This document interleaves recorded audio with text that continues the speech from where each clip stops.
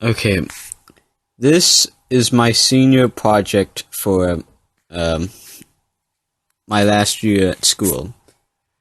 For my project, I decided to do it on landmines. And the reason why I decided to do the project is because uh, I believe my country has a personal background with it. So, let's start with what a landmine is. Landmines are explosive ordnance that are buried beneath the surface of the ground. And these explosive ordnance are used to uh, kill anybody who steps on them, so that's why they're called anti-personnel.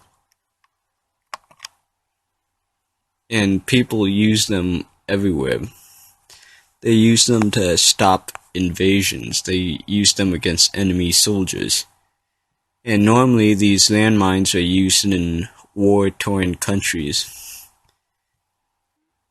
Countries such as Vietnam and Cambodia, Afghanistan. Here's a Here's a map to show how much we use landmines. And as you can see, there aren't any landmines being used in the United States, but there are in many other countries, such as Russia, Afghanistan, Korea, and all over Africa. There's a little bit of landmines being used in South America. And those yellow circles that you see here, that shows the casualties. So despite the fact that in Korea we have a lot of landmines in the demilitarized zones, there aren't actually any casualties there. The real threat is in Afghanistan, where they have over thousands of casualties. And this is shown in 2010. They also use landmines a lot in Africa as well.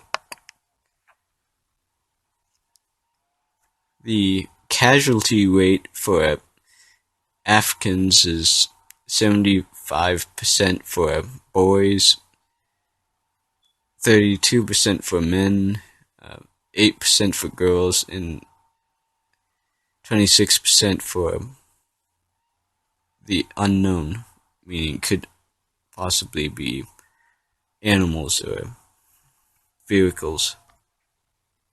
Afghanistan, however, suffers much more, and I thought that the casualty rate would be going down in Afghanistan, but it's not because there's still Afghanistan's still a bit of a war-torn country, so there are still a lot of casualties happening there.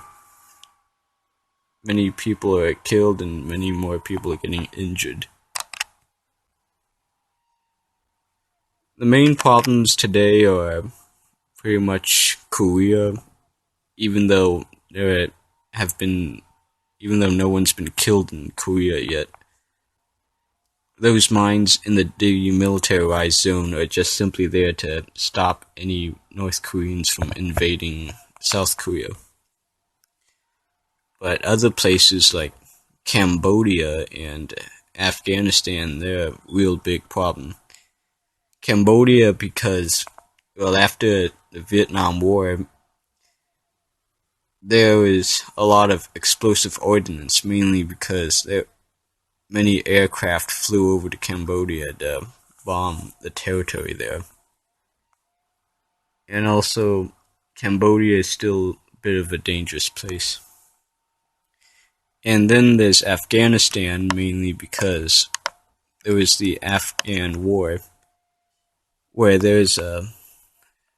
during the war, you'd have the Taliban and Al-Qaeda trying to keep U.S. from invading the country there, so they set up landmines everywhere. And most of those landmines are actually buried beneath the ground, and they've been left there since the Soviet invasion of Afghanistan.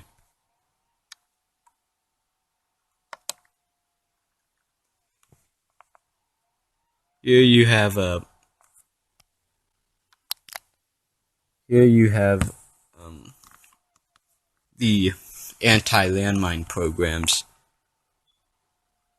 There have been many anti-landmine programs trying to stop landmines from being placed, such as the biggest one here is the International Campaign to Ban Landmines, also known as ICBL. They work with NGO and MAG and the Human Rights Watch.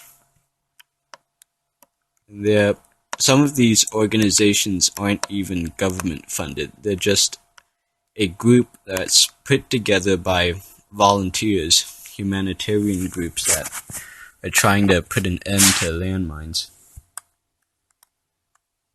Over the past few years, people have been trying out different ways to remove landmines. Some try to remove them out from the ground, some try to get them to explode. Sometimes it's soldiers wearing flak jackets and bomb suits to try to remove the landmines.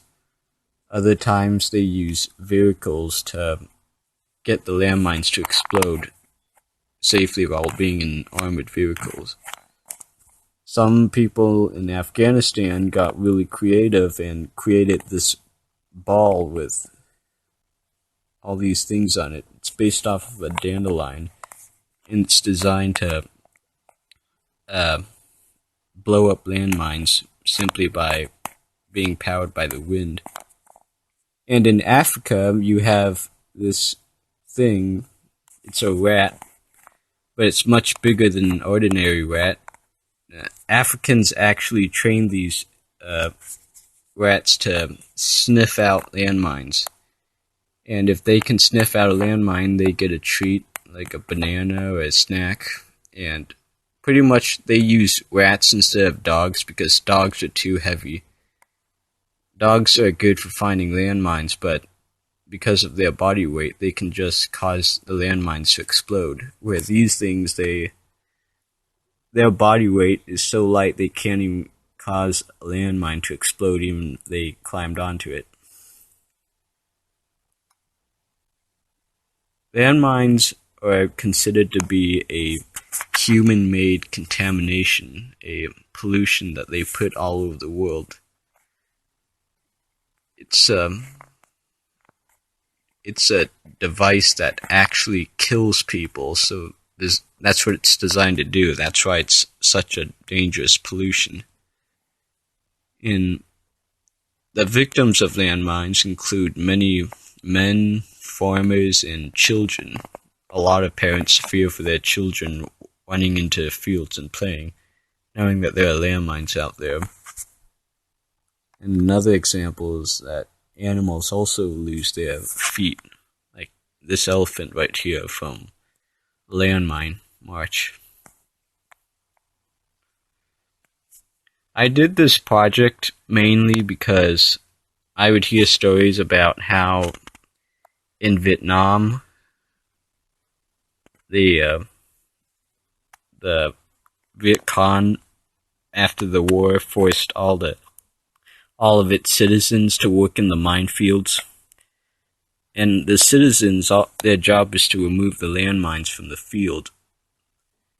And the government didn't really care if they got hurt or anything. And that's what really has me concerned with this. It's because many governments, they don't really care about landmines.